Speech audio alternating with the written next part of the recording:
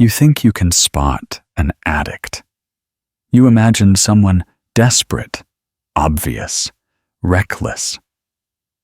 But the truth is, sex addiction hides behind masks. It doesn't always look like obsession, and it doesn't always scream for attention. Sometimes it looks like love. Sometimes it looks like passion. Sometimes it looks like the perfect partner. That's why it ruins so many lives. Because most people don't realize they're with a sex addict until it's too late. By then, the damage is done. Trust is broken. Self-respect is gone. And you're left wondering how you missed the signs that were right in front of you. Carl Jung once warned that what we repress always comes back stronger. In sexuality, repression and obsession go hand in hand.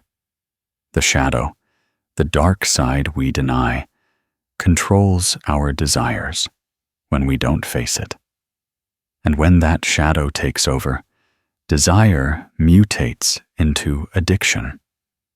That's where sex addicts are born.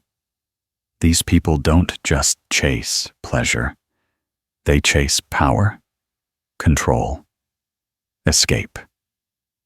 Each type of addict has a different mask, a different strategy, a different way of pulling you in. And unless you know the types, you won't see the trap until you're already inside it. The first truth: addiction is about control. Here's what you need to understand. Sex addiction isn't really about sex. It's about control. Some use sex to feel powerful. Others use it to hide their pain. Some use it to escape reality, while others use it to own another person. And when you meet them, you won't meet the truth. You'll meet the mask, the charm, the story they want you to believe. That's why these addicts are so dangerous. They don't look broken. They look desirable. They look magnetic. They look like everything you want. But each one carries a shadow that will eventually destroy them. And you, if you're not careful. Why you keep meeting them. Ever wonder why you keep ending up with the same kind of person? Why the patterns repeat? Jung would say, it's not random, it's projection. Your unconscious is pulling you toward the very shadow you need to face. And in relationships, that often means running straight into sex addicts. They come in many forms. Some are easy to spot. Some are almost invisible. But once you see the patterns, you can never unsee them. In this video, we'll uncover the 7 types of sex addicts you'll meet in life. Not all of them are obvious, and not all of them even know they're addicts. But every single one will drain you, break you, and control you if you don't recognize them. This is not about judgment. It's about survival. The hidden pain behind addiction. Before we expose the types, there's one more truth. Every sex addict is running from something. They're not chasing you. They're chasing the feeling you give them. The high, the escape, the illusion that, for a moment, they are not broken. But that moment never lasts. And because it doesn't, they keep repeating, again and again, with you, with others, with anyone who can numb the wound they refuse to face. That's why sex addicts are never satisfied. And that's why they leave so much destruction behind them. You might think you've never met one. But if you've ever been in a relationship where you gave everything and still felt used, where you were loved one moment and discarded the next, where you felt like an object instead of a partner, you've met a sex addict. And if you don't know the types, you'll meet them again. We've already said it. Sex addicts don't always look like addicts. They hide behind masks, behind charm, behind the illusion of passion. But when you strip it all down, their shadows reveal the truth. And if you know what to look for, you can see the pattern before it ruins you. Here are the first 3 types you'll meet: the hunter, the escapist, and the collector. 1. The hunter. The hunter is the addict driven by conquest. For them, sex isn't about intimacy, connection, or love.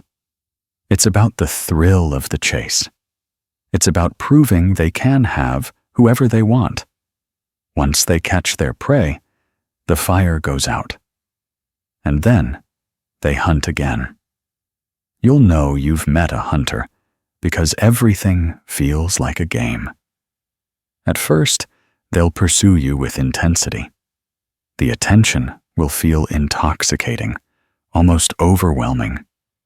They'll say the right words, make bold moves, and leave you thinking you must be special. But you're not special. You're a target. Hunters don't stay. They don't build. They don't grow.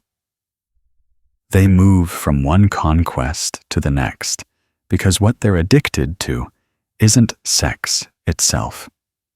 It's victory. And when the victory is won, the obsession dies. The tragedy of the hunter is emptiness. They collect bodies, not souls. They take pride in numbers, but inside they feel nothing. And if you get caught in their game, you'll feel nothing too, except regret. 2. The escapist. The escapist is the addict who runs from life. To them, sex is not passion. It's anesthesia. They use it to numb themselves, to drown out fear, pain, stress, or trauma. Their addiction isn't about desire. It's about escape. At first, you might think they're deeply passionate. They'll seem like someone who wants you constantly, who can't get enough. But look closer. The intensity isn't about you. It's about avoiding themselves. The escapist uses sex like others use alcohol or drugs. Every time reality gets too heavy, they run into a body. They confuse physical closeness with emotional safety. But once the moment passes, the emptiness returns, and they need another fix. If you're with an escapist, you'll eventually feel like a drug, too. They'll come to you in desperation, not love. They'll use you to quiet their chaos. And when you can't fill the void anymore, they'll drift, searching for another escape. The escapist is dangerous because they don't look dangerous. They look broken. They look like someone you want to save. But you can't save someone who uses you to run from themselves. 3. The collector. The collector is the addict who keeps everything. They don't want one person, they want many, and they want them all at once. They may not even act on every desire, but they collect people like trophies. Old flings, secret chats, hidden numbers, backup lovers. They hoard them like possessions. With a collector, you'll never feel like you're enough, because you're not supposed to be enough. Their addiction is variety. They thrive on knowing they can have different people for different needs. One for comfort, one for excitement, one for validation. Collectors are masters of compartmentalization. They can look you in the eye and tell you you're the only one, while texting 3 others in the same night. And because they collect, they rarely leave. Even if they cheat, even if they betray, they'll still come back to you, because you're just another piece in their collection. The pain of being with a collector is endless comparison. You'll always feel like you're competing with invisible rivals. And in truth, you are. The collector doesn't want love. They want options. And in their world, you're never more than one option among many. The shadow behind these types. What ties these 3 types together is emptiness. The hunter is empty after the conquest. The escapist is empty when the high fades. The collector is empty even while surrounded by people. Jung would say this emptiness comes from the shadow, the part of the self that refuses to face its pain, its wounds, its true desires. Instead of looking inward, they look outward, again and again, hoping another body will silence the void inside them. But it never works. And if you get caught, you become part of their shadow story. Why men and women fall for them. Hunters feel exciting. Escapists feel vulnerable. Collectors feel magnetic. That's why people fall for them. They all give you an illusion of love, passion, or safety. But illusions always break. The hunter leaves. The escapist drifts. The collector betrays. And you're left broken, wondering how you didn't see it coming. The first line of defense. The truth is simple. If someone's desire feels overwhelming, too fast, too constant, be cautious. Over-intensity is a mask. Real intimacy builds slowly. Addiction rushes in. Learn to spot the difference, because the earlier you see the signs, the faster you can step away before their shadow pulls you under. The first 3 types, the hunter, the escapist, and the collector, are dangerous because they're easy to fall for. But the next 4 are even more deceptive.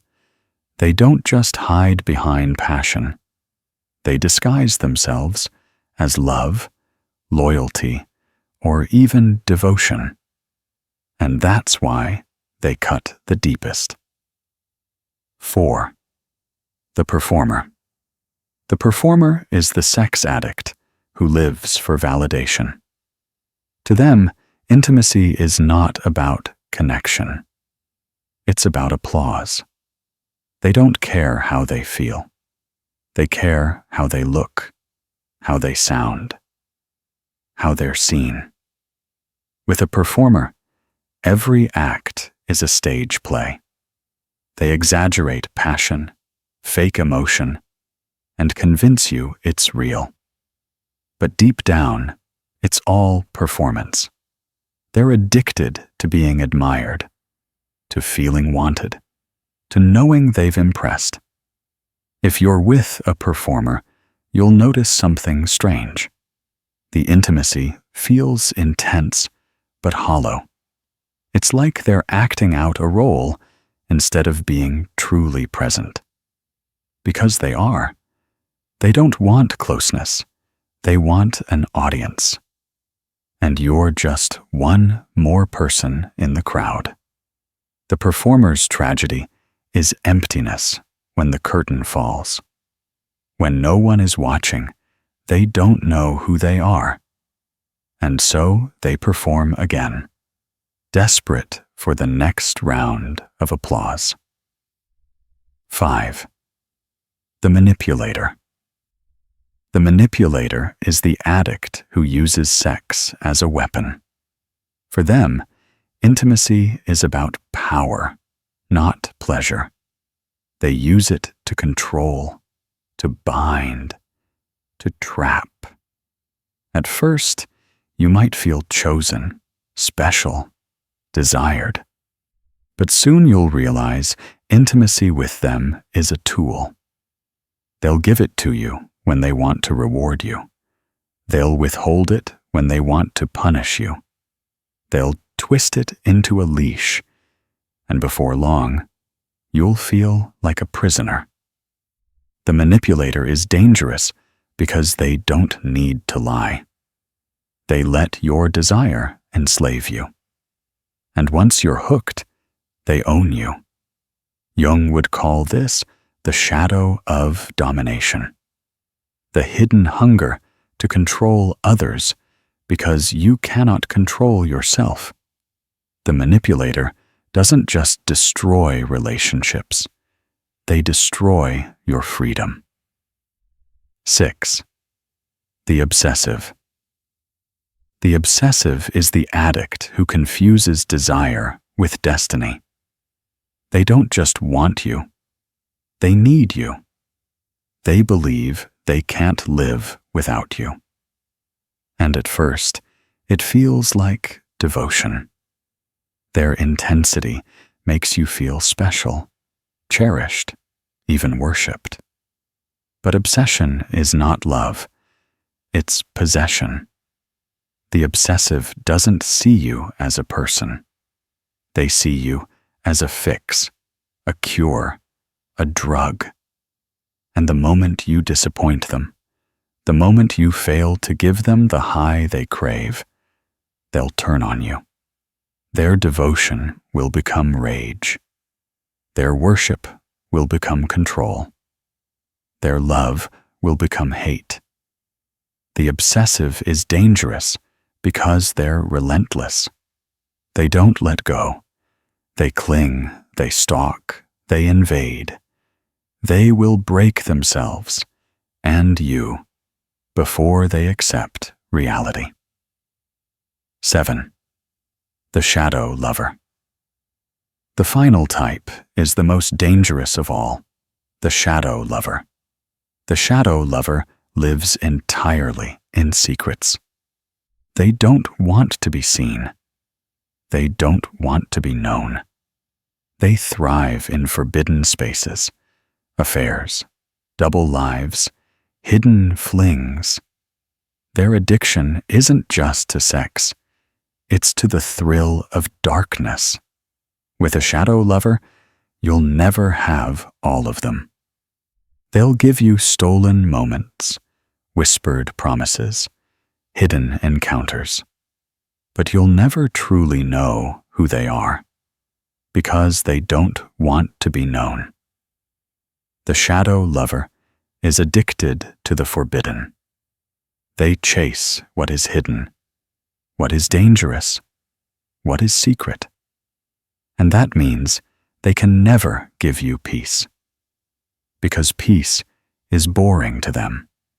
Stability suffocates them. They need the thrill of the shadow. And if you're with them, they'll drag you into it. The final truth. Now you've seen them all. The hunter, the escapist, the collector, the performer, the manipulator, the obsessive. The shadow lover. 7 different faces of the same wound. 7 different masks of the same addiction. And here's the truth. They're not broken because of you. They were broken before you. And unless they face their shadow, they will break again, and again, and again. Why people don't escape. So why do people stay with these addicts? Because each type gives you an illusion. The hunter gives you the illusion of being wanted. The escapist gives you the illusion of being needed. The collector gives you the illusion of being chosen. The performer gives you the illusion of being adored. The manipulator gives you the illusion of being important. The obsessive gives you the illusion of being essential. The shadow lover gives you the illusion of being special. But illusions don't last.